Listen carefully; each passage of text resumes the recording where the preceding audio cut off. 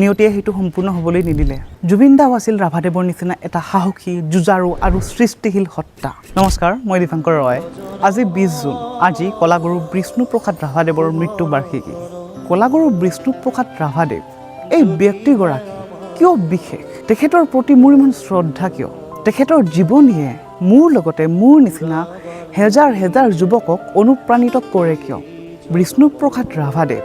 তেখেত এগৰাকী সাহিত্যিক অভিনেতা স্বাধীনতা সংগ্ৰামী সমাজ সংস্কাৰক নাট্যকাৰ লগতে কেৱল এগৰাকী শিল্পী নাছিল তেখেত আছিল এগৰাকী সত্তা যি সত্তাই এখন সমাজলৈ কল্পনাতীত পৰিৱৰ্তন লৈ আনিছিল আমি সঘনাই বহু ক্ষেত্ৰত অভিযোগ কৰোঁ আমাৰ এইটো সুবিধা নাই এইটো সমল নাই এইটো সংসাধন নাই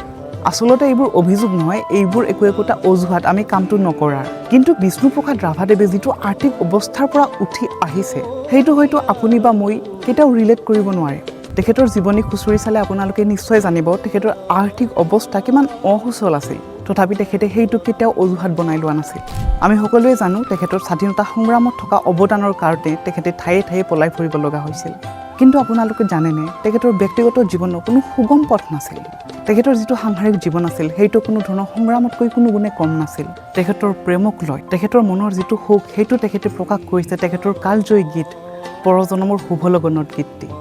পৰজনমৰ শুভ লগনত যদিহে আমাৰ হৈ দেখা পুৰাবানে প্ৰিয়ে এই জীৱনৰ মোৰ হিয়াৰ অপূৰ্ণ আশা তেখেত বৰ্তমান সমাজৰ উঠি অহা প্ৰতিগৰাকী যুৱ প্ৰজন্মৰ আদৰ্শ হোৱা উচিত তেখেতৰ জীৱনীয়ে কৈ যায় যুঁজি যুঁজি হাৰ নমনা এক অটুট স্পৃহাৰ কথা আমাৰ সকলোৰে মৰমৰ শ্ৰদ্ধাৰ জুবিন দায়েও তেখেতক খুব ভাল পাইছিল জুবিন দাৰ জীৱনতো কলাগুৰু বিষ্ণুপ্ৰসাদ ৰাভাদেৱৰ প্ৰভাৱ আমি খুব সুন্দৰকৈ দেখা পাওঁ জুবিন দাও আছিল ৰাভাদেৱৰ নিচিনা এটা সাহসী যুঁজাৰু আৰু সৃষ্টিশীল সত্তা জুবিন দায়ে ৰাভাদেৱৰ জীৱনী আৰু তেখেতৰ সৃষ্টিৰাজিৰ ওপৰত যথেষ্টখিনি কাম কৰোঁ বুলি ভাবিছিলে যদিও নিয়তিয়ে সেইটো সম্পূৰ্ণ হ'বলৈ নিদিলে কিন্তু ৰাভাদেৱৰ সৃষ্টিৰাজি ৰাভাদেৱৰ সত্তা আৰু ৰাভাদেৱৰ আদৰ্শক আগবঢ়াই নিয়াটো আমাৰ প্ৰতিগৰাকী নৱপ্ৰজন্মৰে একোটা দায়িত্ব ৰাভাদেৱৰ নিচিনা ব্যক্তিত্ব কোনোবা শতিকাতে কোনোবা এজন জন্ম লয় গতিকে অসমবাসী হিচাপে আমি গৌৰৱান্বিত যে তেখেতৰ নিচিনা এগৰাকী ব্যক্তিত্ব অসমত জন্ম লৈছে আমি সেই ব্যক্তিত্বক জীয়াই ৰাখিব লাগিব আমি সেই সৃষ্টিৰাজিক জীয়াই ৰাখিব লাগিব আমি সেই সত্তাক আগুৱাই লৈ যাব লাগিব বিষ্ণুপ্ৰসাদ ৰাভাদেৱ এগৰাকী জীয়া কিংবদন্তি